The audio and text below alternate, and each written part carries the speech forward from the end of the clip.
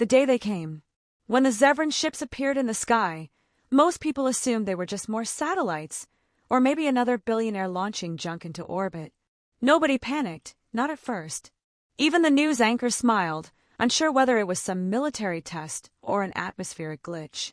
But by nightfall, half the world's defense grids were offline. By morning, all of them were.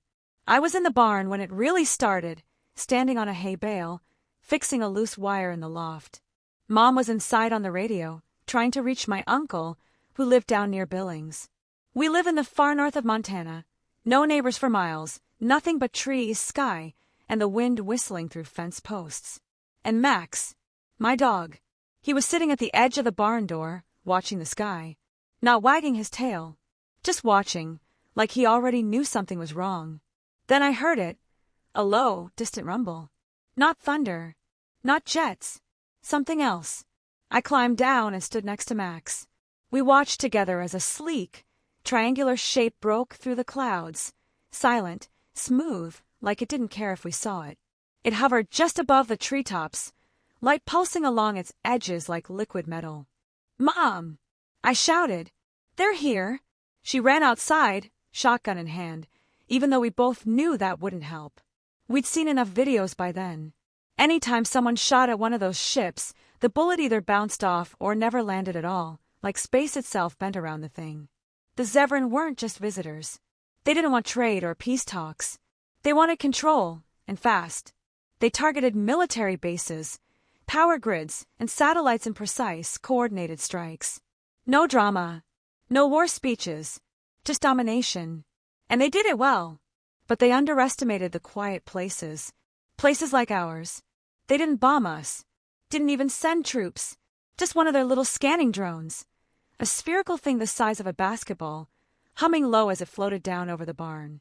A single red light blinked underneath it. It didn't speak. Didn't ask. It just scanned me, then turned toward the house. Max growled. The drone stopped. That red light flickered, almost confused. Max barked, sharp and loud. The drone buzzed forward, extending a thin, silver arm that sparked with blue energy. I didn't think. I just moved. I ran to Dad's old workbench, grabbed the one thing I knew might help, a homemade flashbang he'd made years ago when he still worked security for the local forest unit. He never meant to use it, but I remembered where he kept it, buried under rusted bolts and fishing tackle. I yanked the pin and chucked it under the drone. It went off with a scream of white light. The drone spasmed, flickered, then jerked back, wobbling in the air like it was drunk. Max didn't wait. He lunged, teeth bared, and clamped down on the drone's underside. Sparks flew. The thing crashed into the dirt, twitching. I stood there, heart pounding. My hands were shaking, but Max just stood over the wreck like it was a dead raccoon. He looked up at me, tongue out, tail wagging. "Good boy," I whispered, crouching beside him. That was the moment everything changed. Because somewhere, orbiting above Earth, a Zevrin observer noted the incident. One rural signal interruption. One drone lost. No military involvement. Just a kid and his dog. They logged it. They flagged it. And they sent the next one. We ran that night. Took Mom's old truck and headed for the hills. Roads were blocked in every direction, some by debris, some by patrols, but we knew the forest better than most. Max stayed alert the whole time, ears twitching at sounds we couldn't hear. We made it to the ranger station by dawn. Abandoned. Dusty. But it had solar panels and a working radio. That's where we found out we weren't the only ones fighting back. And that's when I realized. They feared our missiles. They feared our tanks. They came prepared for every weapon humans had ever built. But they hadn't met Max yet. Woods don't lie. The ranger station was old, mostly untouched since the government pulled funding years back. But the solar panels still worked, and the shortwave radio crackled with static, just enough to let us know we weren't totally alone. Mom set to work checking the supplies. I swept through the perimeter while Max sniffed around the brush. He was on edge. Not scared, just focused. It was like he could sense something in the air, something that didn't belong. The radio caught a burst of voice sometime around noon. Garbled, low, but enough to catch 2 words that sent chills up my spine. Children organizing. We weren't the only ones who ran. Other kids had survived. scattered across backwoods and broken roads. A handful of them had slipped between the cracks of the invasion. Some had old hunters with them. Others had no one. But all of them were fighting. And somehow, all of them had heard of what happened in the barn. "Are you the kid with the dog?" one girl asked over a makeshift ham relay 2 days later. I didn't know how to answer at first. I looked at Max, sprawled in the corner with his ears perked, and said, "Yeah, that's us." They started calling us the Maxes. It wasn't official, but the name stuck. Me and the dog, a 2-for-1 resistance. We made our way from the ranger station to an old campsite deep in the hills. Used to be a summer retreat for Boy Scouts. Nobody used it anymore. It had water, shelter, and elevation. We turned it into base camp, and more people started showing up. It wasn't an army, just bits and pieces of what the world had left behind. A retired mechanic with a busted hip, 2 twins who used to do science fairs, a woman who knew how to filter creek water, and 3 other kids like me, runaways with bruises, stories, and fire in their eyes. None of us had guns. We had old wires, a chainsaw engine, 2 car batteries, and the kind of stubborn that grows in hard places. And we had Max. He knew when the patrols came, before we did. He'd growl before we ever heard a thing, then bolt off into the trees and disappear. When he returned, tail down, we knew we had to hide. When he came back grinning and bouncing, we knew we were safe. One night, Max didn't come back right away. We waited. 2 hours. 3.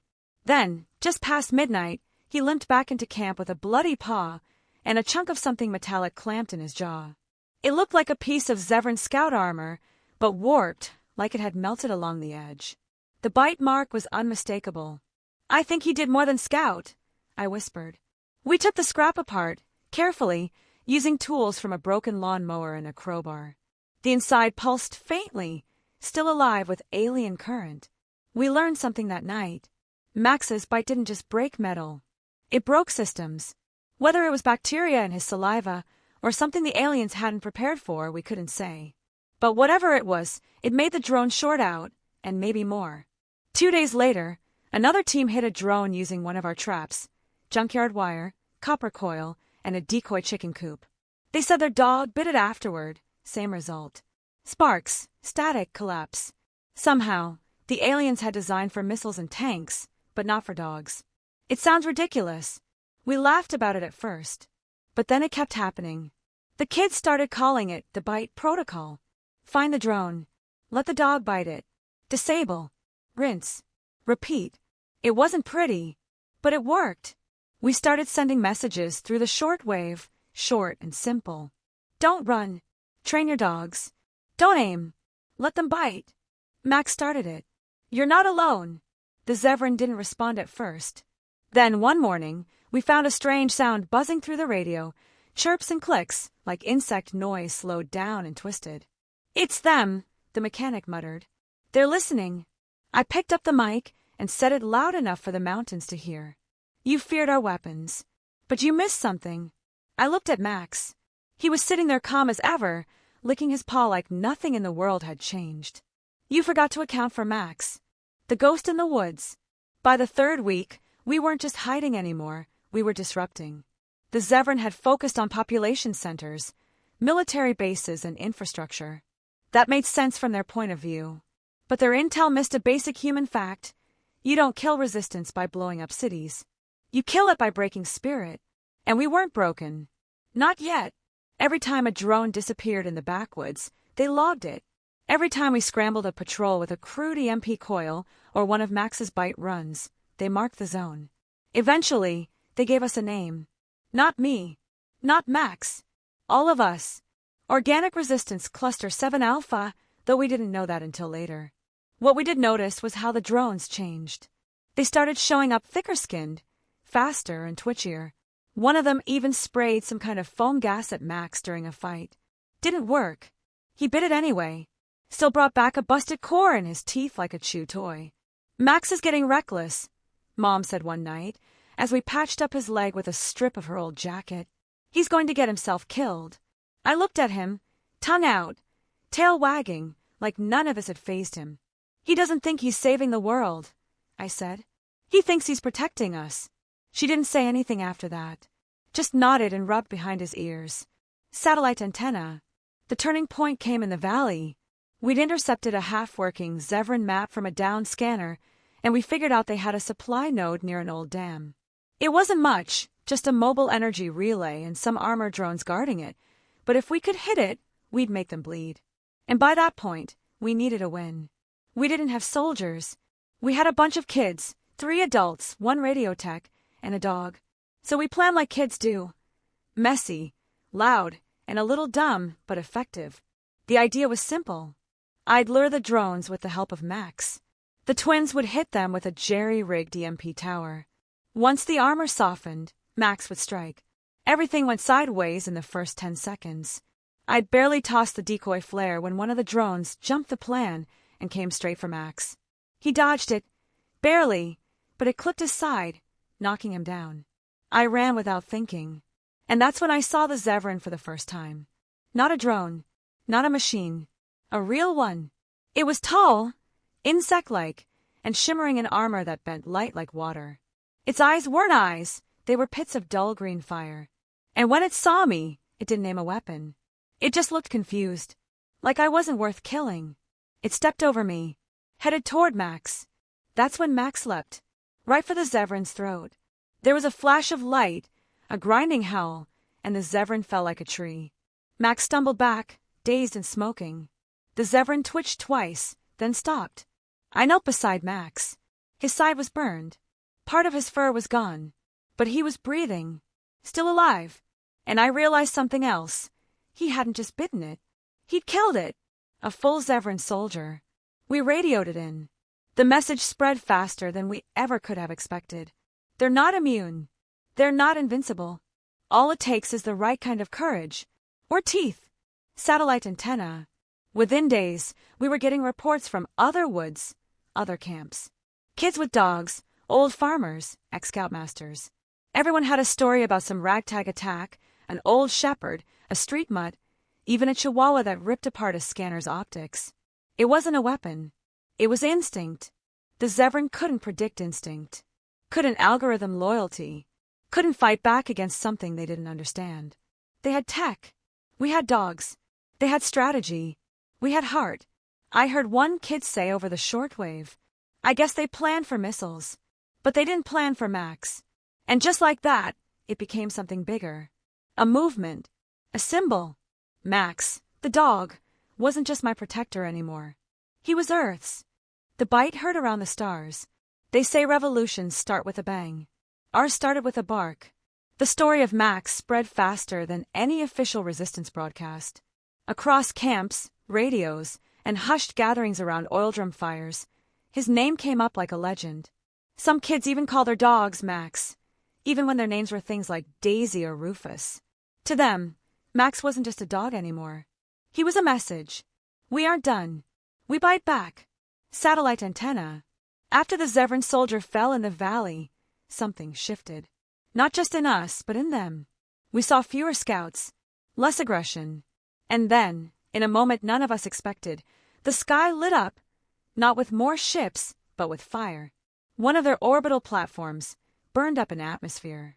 Word came through a battered broadcast from a resistance cell in Chile. A hacked drone, loaded with an explosive core, had been flown right into the Zevrin sky array. That was the first true blow the humans had landed. But it wasn't the strongest. The strongest was still limping through the woods with a bandaged paw and metal shrapnel in his side, licking his nose and wagging his tail every time he heard us laugh. Max wasn't the fastest anymore. Not the cleanest fighter. But he was alive, and his bite had become the blueprint. Satellite antenna. One morning, weeks after the Valley raid, a signal came through on the shortwave. Not human. Zevrin. It wasn't words, it was data. Shapes. Patterns. Images. They weren't threatening anymore. They were confused, hesitant, and buried inside that feed was something none of US expected. An image of Max blurred, digitized, rendered in their own strange language. We weren't just disrupting them. We were inside their collective memory. They're afraid of him, the radio tech said, staring at the signal like it was a ghost. Not just him, Mom said, standing behind us, arms crossed. What he represents. Satellite antenna. Our next strike wasn't in the woods. It was in a city. Bozeman had been quiet for too long. Rumors said the Zevrin had built a ground relay tower on the outskirts, part of their network that monitored Earth's biosphere. We had no drones, no jets, just a few dirt bikes, an old camper van, and Max. We loaded up with scavenged supplies, made makeshift armor out of scrap metal and tire rubber. I spray-painted a red paw print across my chest. Max wore his collar and nothing else. Just like always, we rolled in at dawn. The Zevrin weren't expecting us. They thought they'd silence this region. The city was gray, still, watched by floating sensors and silent towers. Until Max barked. That single bark, echoing off buildings, triggered the distraction we needed. The Zevrin drone patrols moved in his direction, giving the twins time to drop an EMP bomb behind their central node. Max tore through their flank like a missile. I followed close, baseball bat in hand. We didn't need to win the whole war, we just needed to knock this piece of their network offline. And we did. In 5 minutes, the tower fried. Sparks lit the skyline. The remaining drones buzzed and dropped. Max limped back with smoke on his fur and a gleam in his eye. He looked older that day. Tired, but proud. Satellite antenna. That night, the stars looked different. Some of the Zevrin ships had left orbit. No full retreat, not yet, but a shift. A pause. We'd given them something to think about. Something they couldn't predict or plan for. Something no data model could explain. Not rage, not power, but loyalty, courage, teeth and heart. Satellite antenna. I'm writing this now from the hills above the burned-out relay tower. The world's still broken. Power grids are still a mess. Communication is patchy. But we're still here. We aren't soldiers.